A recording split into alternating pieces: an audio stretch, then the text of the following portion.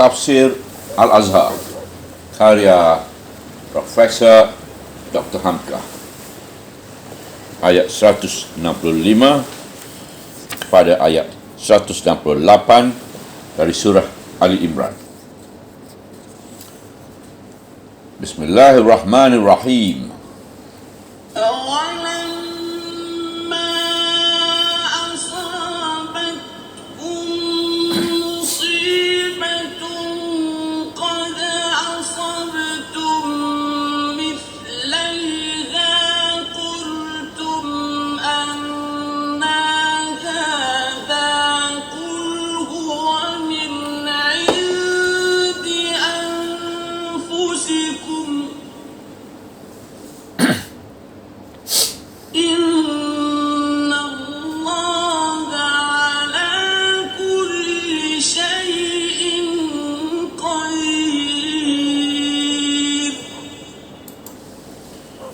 Ayat 165.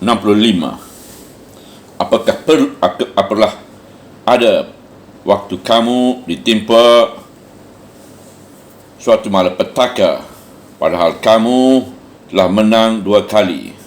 Kamu berkata, dari manakah ini? Katakanlah, dia adalah dari sisi diri kamu sendiri. Sesungguhnya Allah Maha Kuasa atas tiap-tiap sesuatu.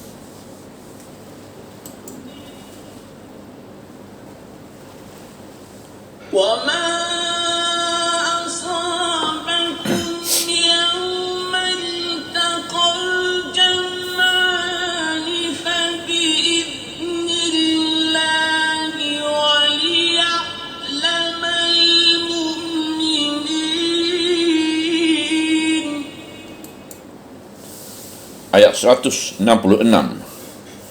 Dan apapun yang menimpa kamu pada hari bertemu dua angkatan, itu adalah dengan izin Allah, supaya dia membuktikan siapa orang-orang yang beriman.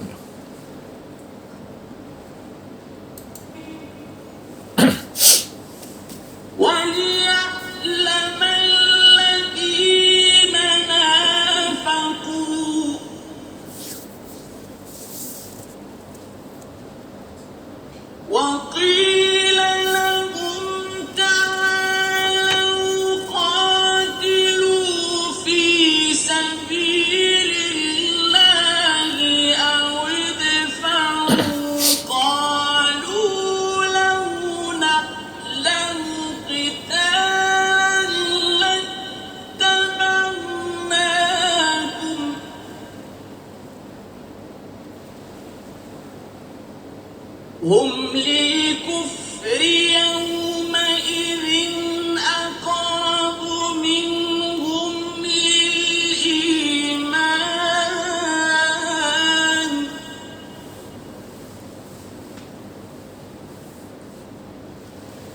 يقولون بأفواههم ما ليس في قلوبهم والله أعلم بما يكتمون.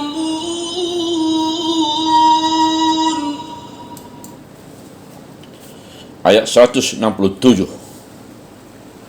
Dan supaya dibuktikannya pula orang-orang yang munafik, dikatakan orang kepada mereka, marilah berperang pada jalan Allah, atau pertahankanlah. Mereka menjawab, kalau kami tahu berperang, nescaya kami telah menurut kamu.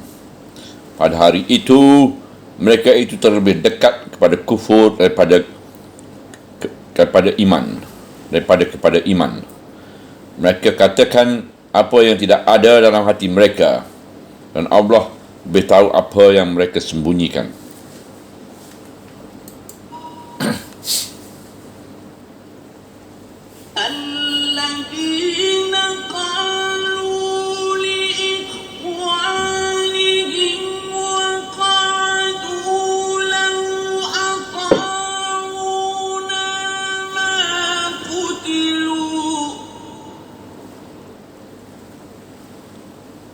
قل فادرءوا عن أنفسكم الموت إن كنتم صادقين.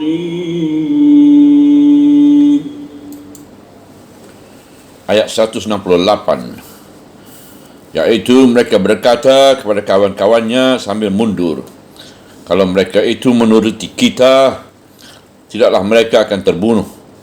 Katakanlah, kalau begitu cobalah tolak maut itu dari diri kamu, jika memang kamu orang-orang yang benar. Kembali lagi tentang kekecewaan kaum muslimin kerana malapetaka perang Uhud itu. Apakah pada waktu kamu ditimpa suatu malapetaka? Pangkal ayat 165. Kerana terbunuh 70 orang mujahid Islam, padahal kamu telah menang 2 kali, iaitu di peperangan Badar, kamu mendapat kemenangan 2 kali itu, iaitu 70 musyrikin yang tewas dan 70 pula orang yang ditawan. Sedang dalam peperangan Uhud ini, yang tewas di kalangan kamu hanya 70 orang, tidak ada yang tertawan. Di pihak musyrikin pun pula pada hakikatnya tewas pula hampir sebanyak jumlah itu, iaitu 30 orang yang mati kena pedang Hamzah dan 18 orang saja yang diketahui jelas. Lantaran itu, kemenangan musuh di peperangan Uhud belum lagi meningkat. Kemenangan kamu dalam perang Badar masih 2 kali lebih menang. Kamu berkata, dari manakah ini? Iaitu keluhan mereka tersebab kalah.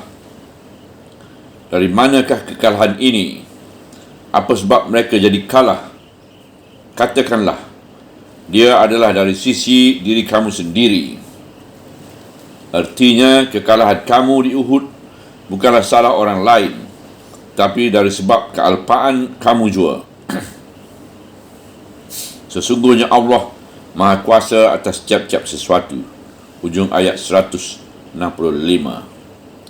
Dia adalah dari sisi diri kamu sendiri, kerana dari bermula ketika mesyuarat akan berperang, fikiran Nabi kamu yang menyatakan lebih baik mengukuhkan pertahanan kota Madinah dan bertahan diri daripada menyerbu keluar, maka pendapat Nabi itu tidak kamu acuhkan.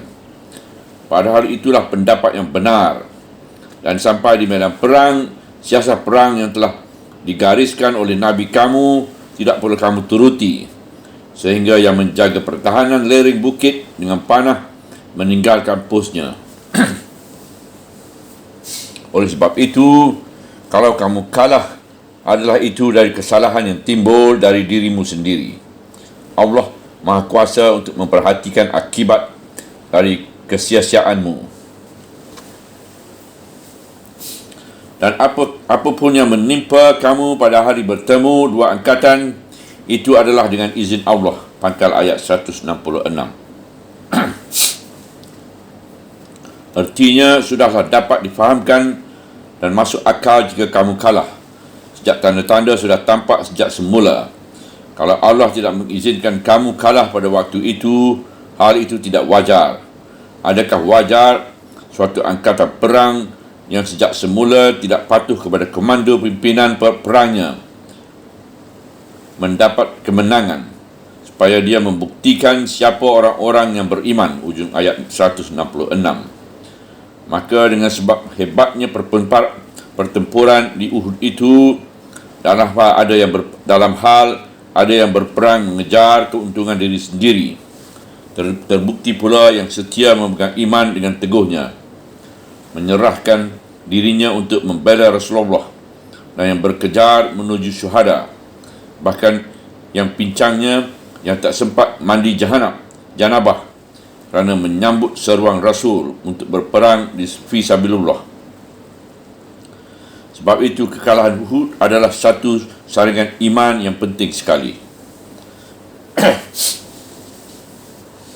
Dan supaya dibuktikan pula orang-orang yang munafik pangkal ayat 167.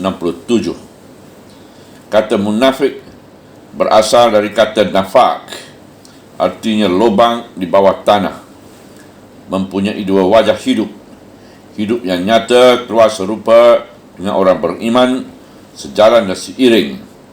Tetapi di samping itu, di dalam lubang ada lagi hidup macam lain yang berbeza sama sekali dengan yang dinyatakan. Mulut menyatakan iman, hati tetap kafir. Namun begitu, sepandai-pandai membungkus yang busuk tetap berbau juga. Maka dalam keadaan sebagai di Uhud itu, tidaklah dapat orang yang munafik menyembunyikan keadaannya yang sebenarnya. Dikatakan orang kepada mereka, marilah berperang pada jalan Allah, atau pertahankanlah. Mereka menjawab, kalau kami tahu berperang, nescaya kami telah menurutkan kamu. Begitulah jawab dari Abdullah bin Ubay yang mengerahkan 300 orang kawannya yang sepahaman ketika dia akan kembali setelah dekat ke Uhud itu. Dari jauh mereka telah melihat bahawa kaum musyrikin amat banyak, sampai 3,000 orang, sedang dari pihak Islam hanya 1,000 orang. Sebelum bertempur, mereka telah kalah semangat terlebih dahulu. Mereka telah mengira saja tidak akan menang. Sebab itu mereka berkata bahawa ini bukan berperang, ini hanya untuk kalah saja. Lebih baik kami pulang saja. Kami tidak akan mengikut kamu. Sebab itu bukannya pergi berperang, tetapi pergi mati sia-sia. Maka Tuhan menunjukkan kepada mereka pada masa itu, pada hari itu, mereka terlebih dahulu dekat kepada kufur daripada iman. Pada saat itu, mereka lebih dekat kepada kufur daripada kepada iman. Sebab orang yang beriman, apabila agama dan kampung halaman telah diserang musuh, mereka wajib mempertahankannya walaupun mati. Itulah iman. Antara itu, tujuan utama dan pertama dalam jihad berperang itu ialah mempertahankan tanah air dan agama, bukan mengejar harta rampasan. Untuk mempertahankan agama dan tanah air itu, biarlah mati. Kalau musuh masuk juga ke kampung halaman kita, biarlah dengan melangkahi bangkai kita terlebih dahulu. Orang yang munafik tidak berfikir sampai ke sana. Mereka berperang hanya ingat rampasan. Kalau musuh lebih kuat, tak usah dilawan. Lebih baik menyerah saja. Kalau dilawan, tentu kita kalah. Sebab itu cara mereka berfikir sudah lebih jauh dari fikiran iman dan lebih cenderung kepada fikiran kufur. Asal tetap hidup, tidak mengapa jadi budak. Mereka katakan apa yang tidak ada pada hati mereka, dan Allah lebih tahu apa yang mereka sembunyikan. Ujung ayat 167.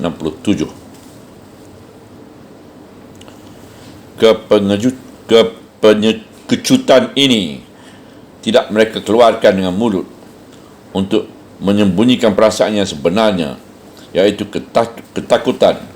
Mereka susun kata-kata lain. Antaranya ialah perkataan Abdullah bin Ubay sendiri, yang ketika akan pulang itu berkata bahawa dia pulang saja sebab Rasulullah SAW tidak mahu mengikuti pendapatnya, iaitu bertahan di dalam kota dan hanya mengikuti kehendak anak-anak muda yang belum ada pengalaman perang. Dia mencari kata lain yang sekali terdengar seakan-akan kuat, padahal kata-kata yang hanya dicari-cari. Sebab pimpinan perang bukan dia, melainkan Rasulullah SAW. Maka yang sebenarnya tersembunyi dalam hati itu tetap diketahui oleh Allah, dan kemudian akan tetap lahir juga keluar. Selain itu, ada lagi perangai buruk lain pada orang munafik itu.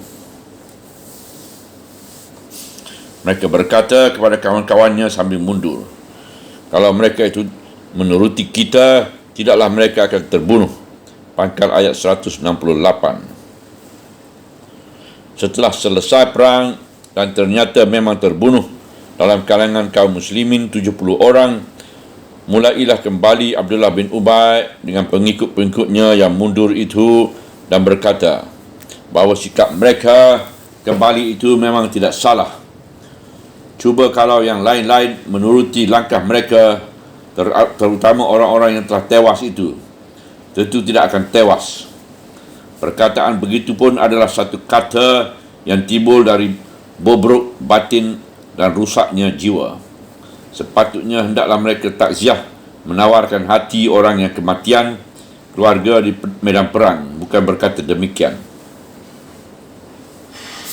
Dan lagi, kata-kata demikian pun menandakan bahawa di dalam hati tidak ada iman sama sekali. Orang yang mati tewas dalam pertempuran mempertahankan kampung halaman dan agama disesali, disalahkan kerana tidak lari pulang kepada sebagian mereka. Katakanlah, kalau begitu, cubalah tolak maut itu dari diri kamu, jika memang kamu orang-orang yang benar.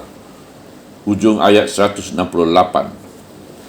Apakah kerana kamu lari pulang sebelum bertempur untuk mengelakkan maut itu bererti bahawa kamu akan terlepas dari mati? Mereka yang tewas dalam pertempuran itu sudah terang nilai matinya, iaitu kerana menegakkan jalan Allah. Dan kamu sendiri setelah lari dari medan perang, kalau mati itu tiba, dapatkah kamu elakkan? Cubalah jawab kenyataan ini. Jika pendirianmu itu benar, nescaya kamu tidak juga akan dapat mengelak mati. Mati mesti datang kepada orang yang berani dan datang juga pada orang yang pengecut. Kadang-kadang orang yang mengejar maut, tapi kerana belum ajalnya, dia belum mati. Tapi ada orang yang lari dari maut, padahal di depan maut berdiri menantinya. Orang munafik tidak mahu mengerti kenyataan ini. Subhanallah, walhamdulillah, wala ilaha illallah, wallahu akbar, wala hawla wala quwata illa billahil aliyyil azim, wala hawla wala quwata illa billahil aliyyil azim, wala hawla wala quwata illa billahil aliyyil azim.